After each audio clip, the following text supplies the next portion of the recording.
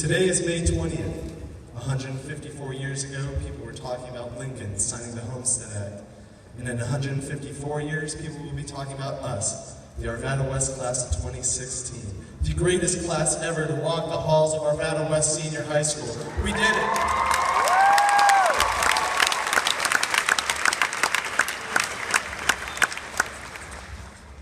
It's the small things in life and the small moments about high school that we'll remember forever. Things that will stand out and we later realize that they were actually the big things. Oftentimes we have to lose something before we realize what a big role they played in our life. Like watching a friend we've seen every day for the past 4 years go to school across the country. Or watching the Arvada location go as burritos closed down.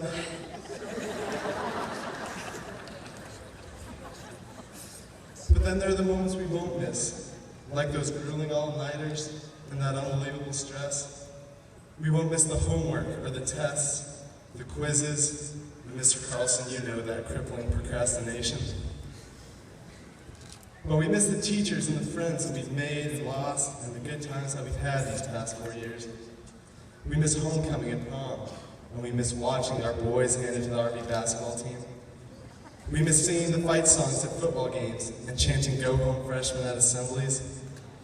I'll miss driving to lunch with my friends and seeing them every day in the halls. I'll miss coming home and telling my mom about how good, or mostly not so good, I did on the test. And it's sad, these little moments are over, but there's so much ahead. And it's hard for me to sit up here and try to inspire you all. I haven't seen the future and I can't tell you what's in store. I'm no valedictorian, and in fact, I barely graduated. But what I can tell you is this. I spent the last 4 years wishing for things to happen to me, never working hard and seeing that they come true.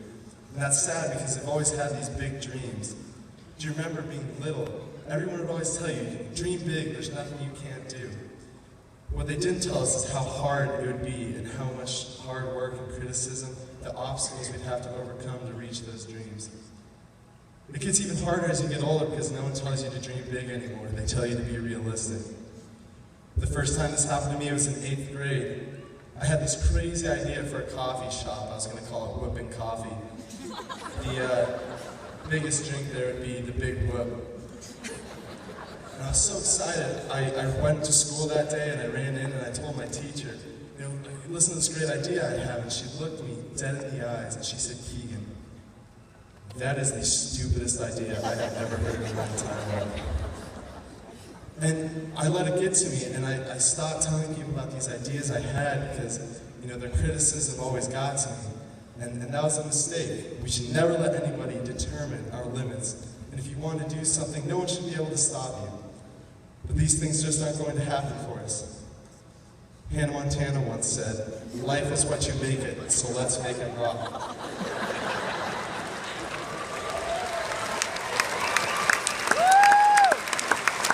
And she's right. We are in charge of our own future. We are in control of what happens. Adults often say they fear for our generation, but I think that's because they're scared to see what we're capable of. It'll be hard, but the opportunities are endless. We can do anything we want to do. Homer Simpson once said, "The children are our future unless we stop them now. But we will not be stopped." I look out across the student body and I see unlimited potential. If you want to be a doctor, you can do that. If you want to be an astronaut, you can do that too. If you want to come up with a sick name for a coffee shop, go ahead, you can do that. And if you want to be like Nicholas Shelby from Georgia Tech University and stand up before your class and deliver a graduation speech with theme music playing in the background like a badass, you can do that! I'm doing that!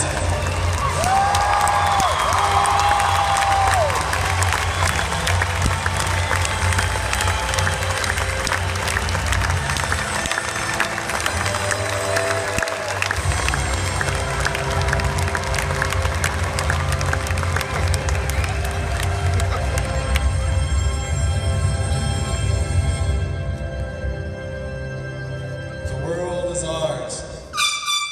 Let's go out and take it.